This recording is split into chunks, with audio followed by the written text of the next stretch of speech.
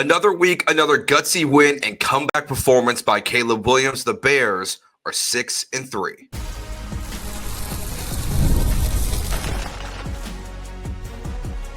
You are Locked On Bears, your daily Chicago Bears podcast. Part of the Locked On Podcast Network, your team every day. What's up, everybody? Welcome into Locked On Bears. I'm Joe George, filling in for Lauren Cox. 2 more days here. Thanks for hanging out with us as the Bears move to 6-3. Welcome into Locked On Bears, part of the Locked On Podcast Network, now the #1 sports podcast network. Today's episode is brought to you by FanDuel. Right now, new customers can bet just $5, and if your bet wins, you'll get $300 in bonus bets to use across the app. We'll discuss what we saw from the Bears, the fourth quarter comeback win, the performance from Caleb Williams, the clutch moments that we saw from him. We'll discuss some of the bad stuff that we saw in the first 3 quarters, from drops to letting the run game get going for the Giants a little bit and Jackson Dart having some success. And we'll get through all of that. And then we'll talk about Caleb Williams, his clutch factor, what we've seen so far through a season and more than a half now, and what to look forward into the next Bears games, as the schedule is now going to absolutely get a little bit tougher. But the Bears, and you look back at win probability, I don't think it's the end all be all, but I think it gives you a pretty good and clear picture about the reality of a game for a team. And this game here, when the Bears had a 2nd and 10 incompletion to Rome Odunze with 5:35 left, this is right before the big 20-yard completion on 3rd down to Colston Loveland. The New York Giants win percentage was 96.9%. The Bears were cooked according to that. And look, it felt like it. It felt like, again, another week in which the Bears were down big. It felt like, are they going to lose this game? And now I feel like after this one, I personally am curious how you feel. You can let me know in the comments here on YouTube or on Twitter at Joe George Radio. I feel like I can't count the Bears out ever again now, the way that they're playing this year. Their 4th win this year, that feels improbable in so many ways. But the best part about today is that this one was squarely on the shoulders of Caleb Williams.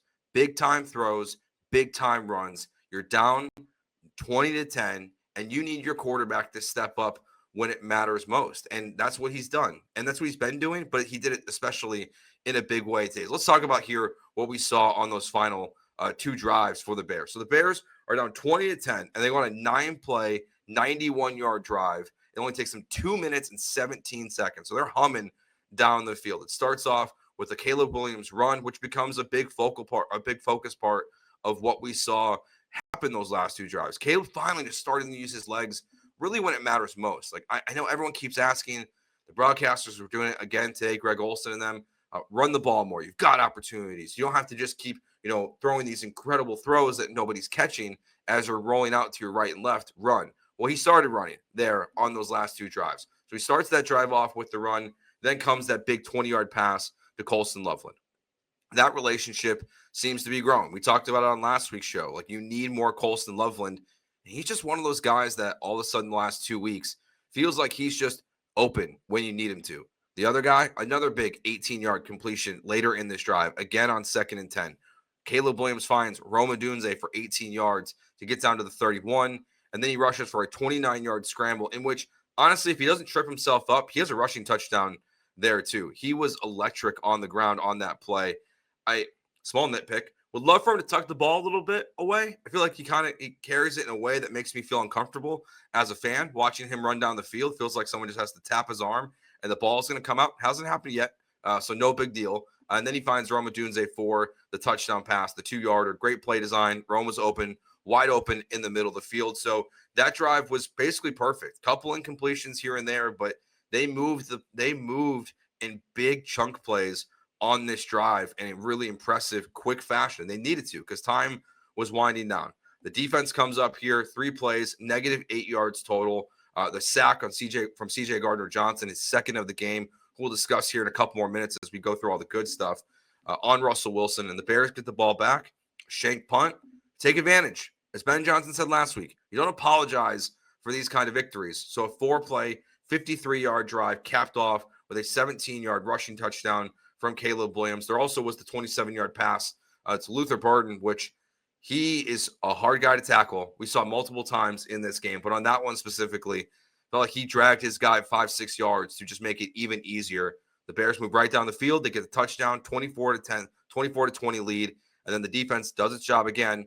And while Russell Wilson's not the quarterback they used to be, it did make me feel some type of way seeing that stat at the bottom of the TV screen when it said he has 44 comeback drives in the fourth quarter or in overtime in his career. So the Bears were basically perfect on those two drives. Again, it wasn't perfect the rest of the game. We'll get to all of that. But I'm just so impressed with Caleb Williams, his demeanor, his calmness at the start of the game and then at the end of the game. Like the opening script, he's at his calmest, and except at the end of the game. Like these 2-minute drills, he just looks like a different quarterback. And there was a clutch factor that I've never seen.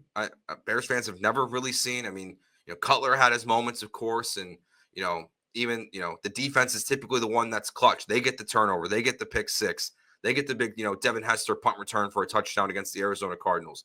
Now it's your quarterback going out there just making big plays week in and week out to get the Bears to win. It was incredible. Once again, it's that word is so easy to use, but these 2 wins in a row, and you combine that with the Raiders and the Commanders win earlier this season, you're just getting incredibly clutch, stressful games, but clutch games from your quarterback, your offense, and your defense when it matters most. A couple of the other things that stood out in a really positive way in this game. Mentioned their clutch defense. The Bears desperately needed a turnover as the Giants were driving down the field, and they got it. A big hit on Jackson Dart, recovered by CJ Gardner-Johnson, and you needed that in the worst way because at that point, Jackson Dart was really kind of having his way with the Bears. There wasn't a ton of pass rush. He was making big completions when he needed to. Some good plays by the defense, like the one by, I think it was Brisker in the end zone to stop the touchdown. But that forcing that turnover it was so needed. And Lauren and I have talked about this a lot on our squad shows. How, is it sustainable to win football games when you're relying on 3-4 turnovers? It's not. But can you get the one turnover when you need it the most? And the Bears accomplished that today. Dennis Allen's defense came through there in the moment when they absolutely needed it. So kudos to the defense there and how they played at the end of the game. Again, without Jackson Dart, maybe with them, it's a different result, but I don't think so. It feels like they figured something out there at the end of the game to slow down the New York Giants, and that fumble really just changed the game. I loved what we saw from the rushing game, and we're just kind of rolling through all the good stuff right now. You can let me know your thoughts here in the YouTube comments and, again, on Twitter at Joe George Radio. The rushing attack in this one, pretty well balanced. You have over 170 rushing yards in this game as a team. DeAndre Swift, really nice game back. Coming off the injury, 13 carries for 80 yards, averages 6.2 yards per carry. Caleb Williams for 63 yards rushing, 7.9 rushing yards per carry. And Kyle Monungai, only 7 carries on the day and 1 target, which he dropped.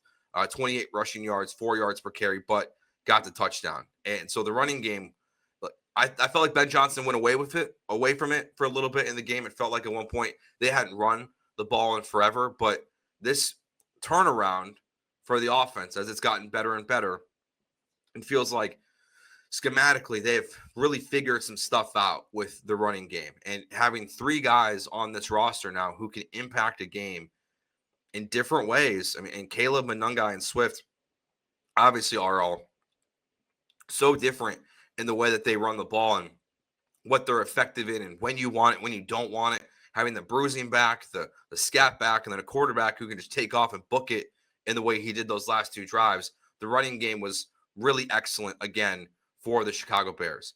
One guy I want to highlight here specifically in the run game, very important player today who is not going to get enough love. So I want to give him a little bit of love. If you go back and watch the Kyle Monungai rushing touchdown, they showed it on the broadcast, but just a reminder, if you go watch it again, Cole Kmet makes a huge block to help get Kyle Monungai into the end zone. And then he makes a huge block to get Caleb Williams into the end zone. Greg Olsen pointed out, like, he was probably open. But I love what we saw in the fact that he knew he wasn't getting the ball from Caleb Williams. He could tell that Caleb was going to turn up the field and take off for the touchdown.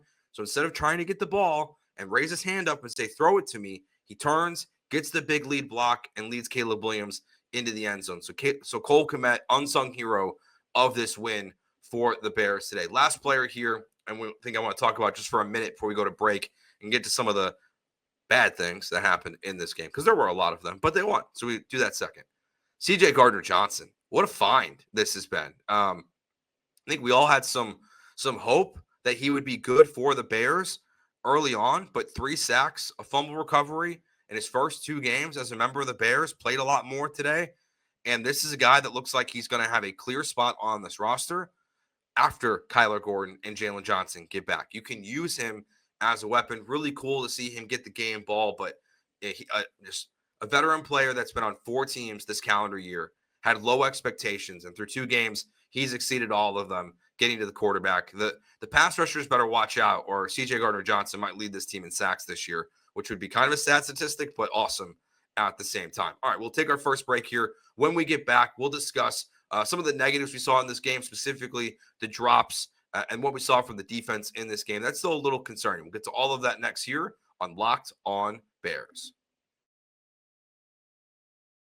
I'm Cody Rourke from Locked On Broncos, and this episode is brought to you by Peloton. Peloton is shaping the future of fitness with the brand new Peloton Cross-Training Tread Plus, powered by Peloton IQ. This is Peloton's most advanced equipment yet, giving you real-time guidance and endless ways to move, whether you're running, lifting, or you're cross-training with your favorite instructors like Alex Toussaint. It's training reimagined to make your workout more personal. Peloton is built for breakthroughs with features that help you plan, stay motivated, and hit peak performance. You can let yourself run, lift, flex, and go, while Peloton handles all the rest. Plus, Peloton IQ provides real-time strength coaching, tracking your progress and suggesting weights that challenge you so you can get stronger. Plus, the new movement tracking camera, it counts your reps and corrects your form in real time, making sure every rep is safer and smarter.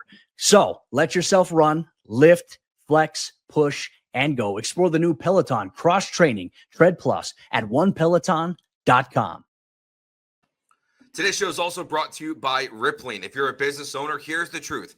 SaaS promised to make work easier, but now the average company is buried by hundreds of apps that slow down your teams and simply don't work together. That's not SaaS, that's sad. Software as a disservice. That's why you need Rippling. Rippling is the unified platform for global HR, payroll, IT, and finance, all in one place. They've helped millions of businesses replace a mess of disconnected tools with one system designed to give leaders clarity, speed, and control. It's seriously simple to use and gives companies one source of truth for the people, data, and everything they touch. Whether you want to run your entire HR, IT, and finance operations as one, or just fill the gaps in your software stack, Rippling can do it all. And right now, you can get 6 months free when you go to rippling.com/lockedonnfl. Learn more at rippling.com/lockedonnfl. That's rippling.com/lockedonnfl for 6 months free. Terms and conditions apply. Thanks for listening here to Locked On Bears. Joe George here with you. You can find me on all social media platforms at Joe George Radio. Thank you for making Locked On Sports Podcast Network your first listen every day. And thank you for making us the #1 sports podcast network. Let's talk about some of the bad stuff, though, that we did see in this game. We're not going to spend too much time on it, but we got to acknowledge it. And we'll start with the drops in this game. Way too many. The official count comes in at 6. Disagree. I think it's more like 8, 9 in this one. Zacchaeus, obviously, the biggest concern in this game in terms of drops. Now, I saw people being critical of Ben Johnson because of, the snowy weather there in Chicago. And obviously it wasn't sticking, so it's almost closer to rain. We all know that. But I don't agree, because this is a different era of Bears football. Like, they're going to throw the ball in the air. Now, they changed their, their strategy in terms of kicking. They were going for it, obviously, more on 4th down in this game. They didn't want to put Cairo Santos out there with the wind conditions, but we saw the velocity that Caleb Williams is putting on those footballs. You don't need to just run the ball all the time. And frankly, the drops, the weather's not an excuse. That's the #1 thing. The drops, it was too much today. And if the Bears would have lost this game, it ultimately would have been the lead story of this podcast, of this team, of this game for the Bears. It's too much. It's too unreliable at this point. And it's disappointing for Zacchaeus, a veteran. Now, the flip side of that is, and maybe this is also why it's negative, is you're seeing more and more from Luther Burden, impact game right away. If you look at their passer ratings right now by target. Luther Burden is well above Olamide Zaccheaus right now. Zaccheaus, when he's being targeted right now, has an 81.1 passer rating. Luther Burden has a team-high 136.4 passer rating when targeted. It's not the end-all, be-all stat. I just want to put that information out there for you so you have it. Luther Burden should be playing more. He should be playing more than Zaccheaus, frankly, at this point, especially on a day in which, I don't know, DJ Moore has no catches on 4 targets. Like, you're relying on Zaccheaus in this one to be an impact player. He's getting the ball. He's getting 4 targets, only has 1 catch for 5 yards. It's just not good enough. So that's the biggest thing with this game, that it just doesn't sit well. Quickly, another positive, though, with this, because normally it's in my mind in the negative section of this show, is the penalties. Only 3 penalties on the day. So that's a big positive. Other negatives that we saw. Jackson Dart was picking them apart. He played really well. I'm impressed. If he can stay healthy, this has been a thing. We've seen him. If you watch highlights of the Giants, there's a lot of these where he gets hit. He gets up pretty slow. But now in concussion protocol, but before that, was finding open guys. You were seeing still, the lack of pass rush for the Bears. Not a shocker at this point. We all kind of know what to expect. Montez Sweat has been much better as of late, but really the only guy. Grady Jarrett, a couple nice moments in the game. But Jackson Dart really, throughout this game, was pretty much able to do with whatever he wanted against the Bears secondary. It felt like he had open guys, and sometimes you're getting some big clutch plays like you had in the end zone, the near interception by Nashawn Wright that he dropped that he obviously should have caught. So you're getting some good plays. But the secondary didn't make me feel that much better. And it does feel a little bit different than last week, where, last week T. Higgins makes 2 incredible touchdown catches, the one on the sidelines and the one in the red zone. It's like, okay, T. Higgins beat the Bears in that moment. And obviously Joe Flacco was great. Don't want to take away from his performance, but the Giants don't have that level of talent, obviously, at wide receiver. Wan'Dale Robinson's their best receiver. So this was Jackson Dart, a rookie quarterback, picking apart your secondary. And that's going to be key going forward. And while at some point we all think you're going to get Kyler Gordon and Jalen Johnson back, you've got a tough part of your schedule coming up. And the secondary and the pass rush still just not good enough for the Bears. And that really stuck out like a sore thumb for me in this game. So the drops, the pass rush, the secondary, not great. I hate picking on one player. Noah Sewell's not good. Noah Sewell had a bad day today. We caught flat-footed a couple times, has an easy tackle on one of the Giants running backs on a 3rd and 1, has him dead to rights, misses it, goes for a 40-yard game from, I think it was Singletary. Noah Sewell has not been playing very well this season. At first, it felt like he was. Like the first game or two, I was like, okay, he's flying around. He's all around the ball. But these last couple games, I've been unimpressed. And look, you're missing TJ Edwards. You're missing a linebacker. You're missing 2 corners. And so we're picking on the secondary here. It's a little bit different than defensive line that's largely healthy. But Noah Sewell just had a really bad day. It was hard not watching this game in the moment to just see that stand out so clearly, that without TJ Edwards, you're in a really bad place at the linebacker position. Would be nice if Ruben Hippolyte could stay healthy and could be an impact player, because where you drafted him, Ryan Poles. But unfortunately, that hasn't been able to come to fruition yet, because that's why you take a guy as high as you took him, is to replace TJ Edwards when he's out of a game, while you're bragging about that draft pick. And again, because of health or choosing to make him inactive, you're not getting any impact from Ruben Hippolyte. So that to me feels like it's kind of compounding frustration from the pick, the offseason, and now when Edwards is not out there, just feeling like, again, the Bears are short-staffed at that spot. And it was glaring in this one. And when you play teams like the Vikings coming up that can run the ball well, and with either Aaron Jones or Jordan Mason, we play the Packers a couple times coming up. If TJ Edwards or Edmonds misses a game, the Bears are just, again, very short-staffed at the linebacker spot. The other thing, and we'll talk more about this in the next segment, would just love to see whatever's happening in these end-of-game situations and why they're going so smooth, finding a way to unlock some of that in quarters 2 and 3. Because the first quarter has been really good for the Bears for the most part this season. We're not having the issues we saw last year, where they can't score on an opening drive. They're doing that pretty often this year. They're moving the ball well in the scripted plays. That's all working. The 2-minute drills, Caleb Williams has been excellent.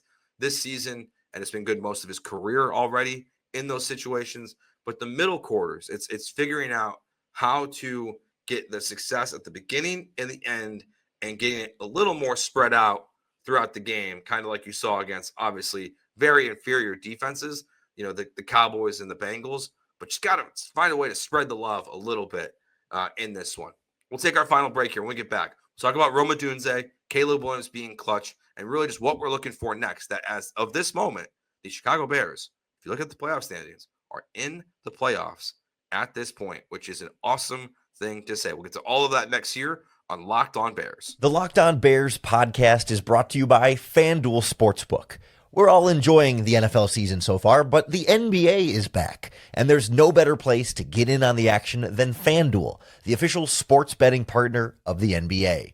Even if you missed the start of the game or you want to ride that hot hand, FanDuel has live bets on everything from who will score next to fourth quarter comebacks. Plus, you could even combine your live bets into a same game parlay for a shot at a bigger payout. It keeps everything exciting, especially when your team is the one making that late push.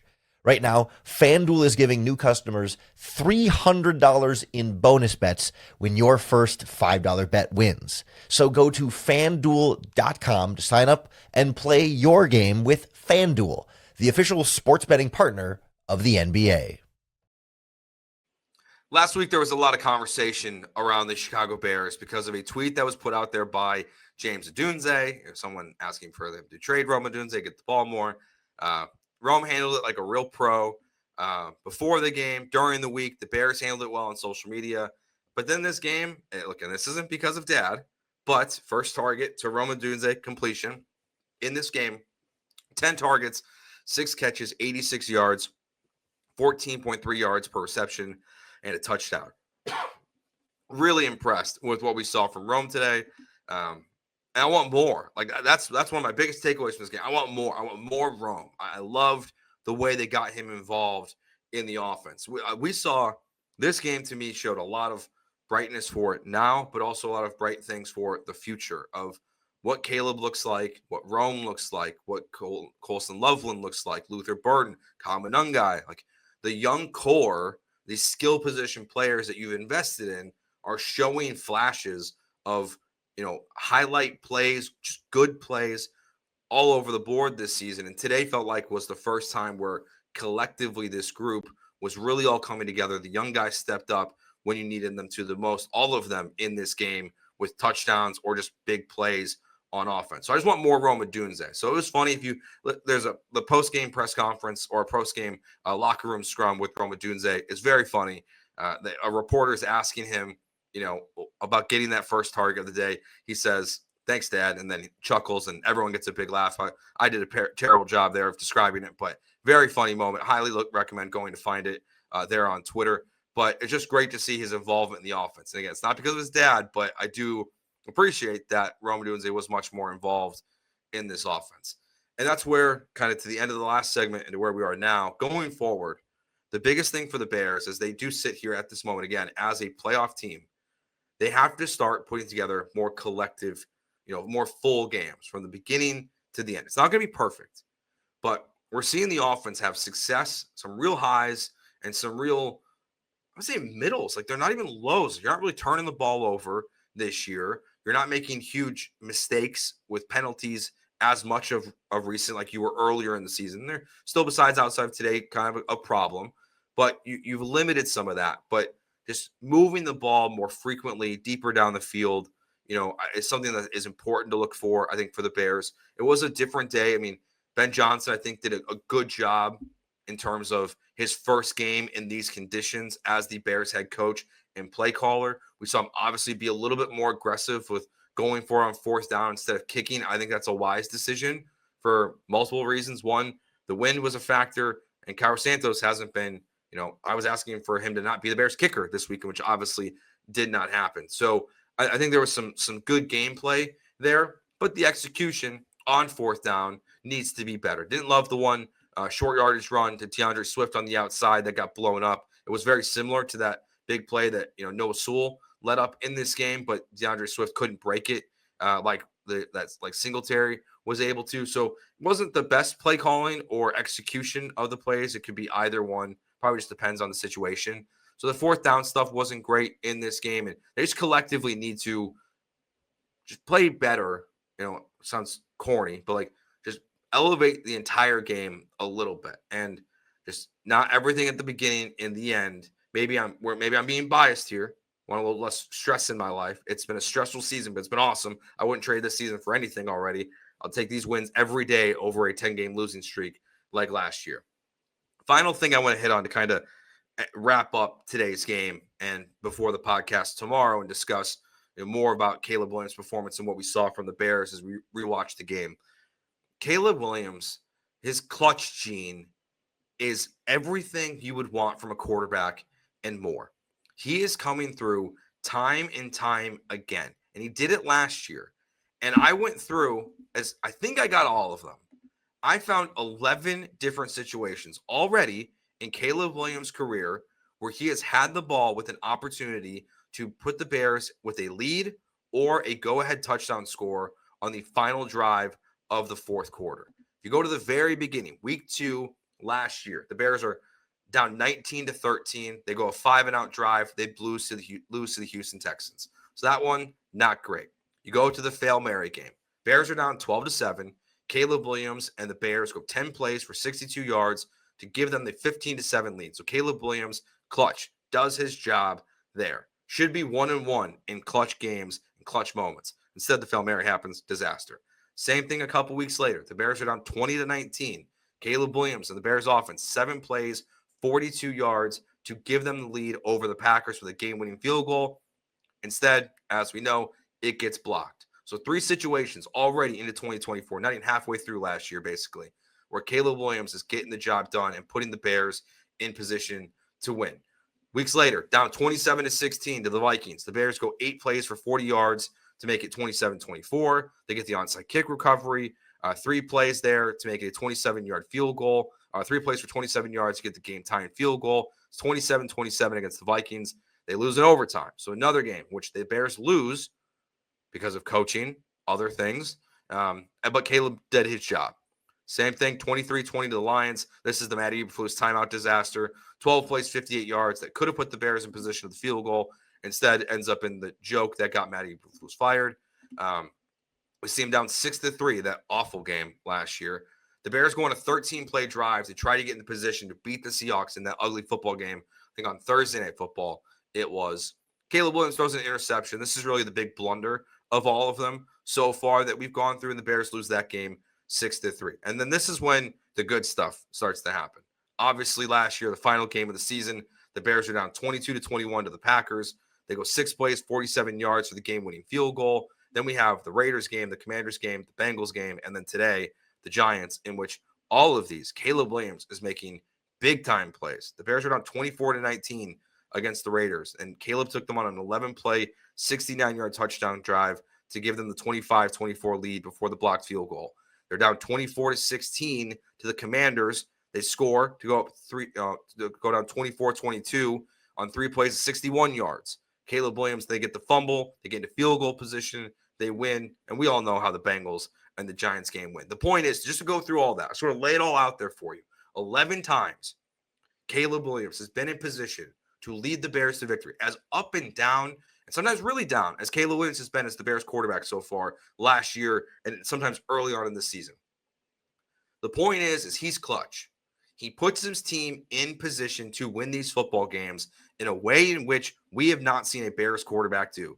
And outside of the five-play drive against the Texans that cost them the game, and then the interception against the Seahawks, all of these, Caleb had his team in the right spot and either blocked field goals, Hail Marys, coaching malpractice, cost them those wins. And this year, not happy. 4-0 in these situations. He's clutch. Ben Johnson's clutch. It's a new era of Bears football, it feels like. Is this sustainable? Maybe that's a question for tomorrow, and a question that Lauren can answer, and we'll talk about on our squad show as well this week. I don't know, but it's been a lot of fun, and so has been filling in for Lauren Cox here on the Locked On Sports Podcast Network. I'll be back with you guys tomorrow as well, and thank you for making Locked On Bears your first listen of the day. The NFL season is here, and for your second listen, get a double dose of the Locked On NFL podcast. Tyler the Madman Rowland gives you a shot of espresso to start your football day, while Tony Wiggins takes you to the barbershop for the smoothest breakdowns to end the day.